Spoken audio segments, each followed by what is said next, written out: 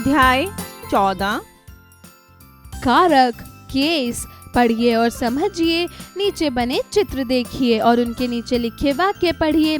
सीता ने पत्र लिखा। सीता ने माता को पत्र लिखा। पिताजी मेरे लिए कमीज ले आए हैं।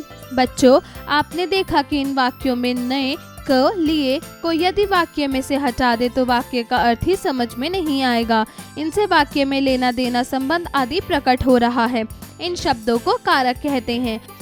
हम कारक को इस प्रकार भी कह सकते हैं कि वाक्य में संज्ञा सर्वनाम के जिस रूप से उसका संबंध वाक्य में क्रिया के साथ साथ अन्य पदों से किया जाए तो उसे कारक कहते हैं। अब आइए संक्षेप में कारक के भेदों को जानते हैं। कारक का नाम, चिन्ह, वाक्य।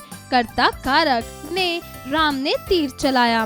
कर्म कारक को, राम तीर चला रहे हैं, राधे नाव को चला रहा है। करण कारक से, द्वारा, रामू बस से गांव गया। संप्रदान कारक को, के लिए, माताजी ने पुजारी को दक्षिणा दी।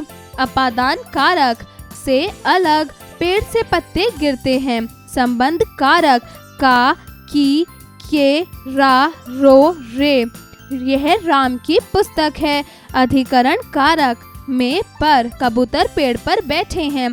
संबोधन कारक, अरे अरे मनचंदा शहर से कब आया। एक कर्ता कारक, वाक्य में क्रिया को संपन्न करने वाला या जिसके द्वारा क्रिया संपन्न की जाती है उसे कर्ता कारक कहते हैं। इसका चिन्ह ने होता है। चिन्ह को परसर्ग भी कहा जाता है, जैसे रंजना ने कार चलाई, धोबी ने कपड़े धोए, निखिल पड़ता है। कर्ता कारक परसर्ग सहित और परसर्ग रहित दोनों होता है। ऊपर का तीसरा उदाहरण परसर्ग रहित है। 2 कर्म कारक, वाक्य में जिस संज्ञा सर्वनाम पद पर क्रिया के व्यवहार का फल पड़ता है वह कर्म कारक कहलाता है। इसकी विभक्ति को है, जैसे मैंने नौकर को बाजार भेजा, पिताजी ने फाइलों को निपटाया, राधे ने मोहन को घुमाया। कर्म कारक में क्रिया का सीधा फल कर्म पर पड़ता है, कर्ता पर सीधा फल नहीं पड़ता है। 3 करण कारक, क्रिया की संपन्नता जिस साधन करण से होती है उसे करण कारक कहते हैं। इसकी विभक्ति चिन्ह से या द्वारा है, जैसे रवि के पिताजी ने डंडे से सांप को मारा, मैंने शादी की सूचना श्याम को पत्र द्वारा दी, पाकिस्तान पर बम वर्षक विमान से बम गिराए गए। यहाँ क्रिया की संपन्नता डंडे, पत्र, बम वर्षक विमान के साधनों से हो रही है, इसलिए यहाँ करण कारक कहलाएगा। 4 संप्रदान कारक, जिस किसी को उदारता या शुद्ध मन से कुछ दिया जाए उसे संप्रदान कारक कहते हैं। इसका चिन्ह को, के लिए है, जैसे माताजी ने नौकरानी को साड़ी दी, पिताजी ने पंडित जी के लिए वस्त्र लाए, कविता ने विमला को लज्जू दिए।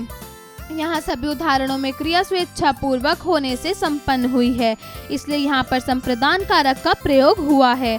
5 अपादान कारक, अपादान कारक से अलग होने का भाव होता है, इसलिए वहाँ अपादान कारक का प्रयोग किया जाता है। इसका परसर्ग से अलग होना है, जैसे भैंस पानी से बाहर निकल गई, रंजना संजना से अधिक सुंदर है, सांप नेवले से डरता है। यहाँ डरना, तुलना करना, अलग होने का भाव है। ऐसी चीजों में अपादान कारक का प्रयोग किया जाता है। 6 संबंध कारक, वाक्य में संज्ञा अथवा सर्वनाम के जिस रूप से उसकी किसी दूसरे के साथ संबंध होने की जानकारी होती है उसे संबंध कारक कहते हैं। इसके परसर्ग हैं रा, री, रे, का, की, के, ना, नी, ने, जैसे यह सीता का बस्ता है, यह पुस्तक तुम्हारी है, माँ ने तुम्हारे लिए लज्जू बनाए हैं। 7 अधिकरण कारक, जिस पद के द्वारा क्रिया करने के आधार का पता चलता है वहाँ अधिकरण कारक का प्रयोग किया जाता है। इसका परसर्ग है में, पर, जैसे पेड़ों पर फल लगे हैं, पानी में मछलियाँ तैर रही हैं, कबूतर डाल पर बैठे हैं। यहाँ पेड़, पानी तथा डाल क्रमशः फलों, मछलियों तथा कबूतर के लिए आधार का कार्य कर रहे हैं, अतः यहाँ अधिकरण कारक का प्रयोग हुआ है। 8 संबोधन कारक, किसी भी व्यक्ति को दूर से पुकारने या बुलाने के लिए जिस शब्द का प्रयोग किया जाता है उसे संबंध कारक कहते हैं। इसका परसर्ग है हे, अरे, आदि, जैसे अरे राघव यहाँ तो आओ, ओ भाई जरा बात सुनना, हे कहाँ जा रहे हो। संबोधन कारक में संबोधन चिन्ह का प्रयोग किया जाता है। कर्म कारक और संप्रदान कारक में अंतर, यद्यपि दोनों ही कारकों में को का चिन्ह प्रयोग किया जाता है। तो भी दोनों कारकों में कुछ अंतर होता है। जैसे नंदन ने पंकज को चिढ़ाया, नंदन ने पंकज को पुस्तक दी। यहाँ आपने देखा कि कर्म कारक में क्रिया का प्रभाव केवल कर्म पर पड़ रहा है, किंतु संप्रदान वाले उदाहरण में कर्ता द्वारा कर्म पंकज को पुस्तक देने प्रदान करने का कार्य किया गया है, इसलिए यहाँ संप्रदान कारक का प्रयोग हुआ है।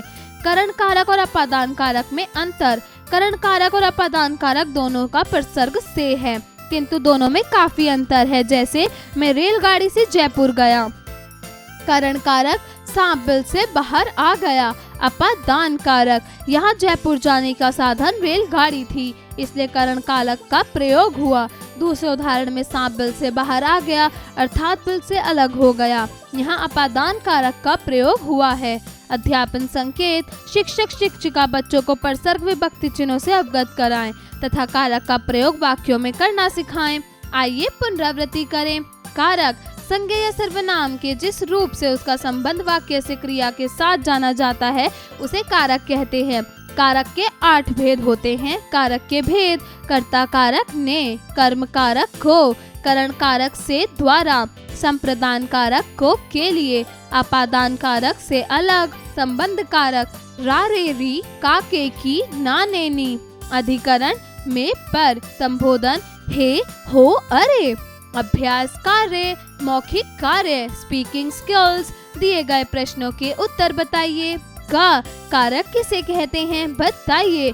संज्ञा या सर्वनाम के जिस रूप से उसके संबंध वाक्य में क्रिया के साथ जाना जाता है उसे कारक कहते हैं। खा कारक के भेदों को परिभाषित कीजिए। कारक के 8 भेद होते हैं।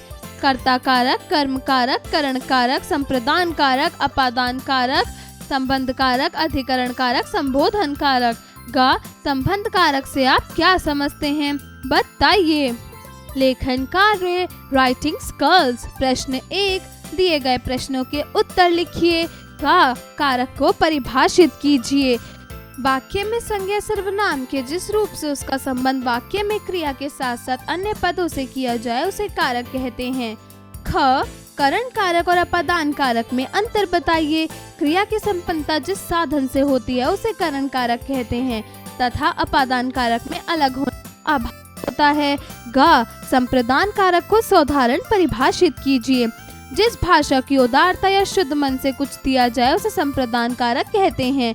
उनका चिन्ह को के लिए है। जैसे माताजी ने नौकरानी को साड़ी दी।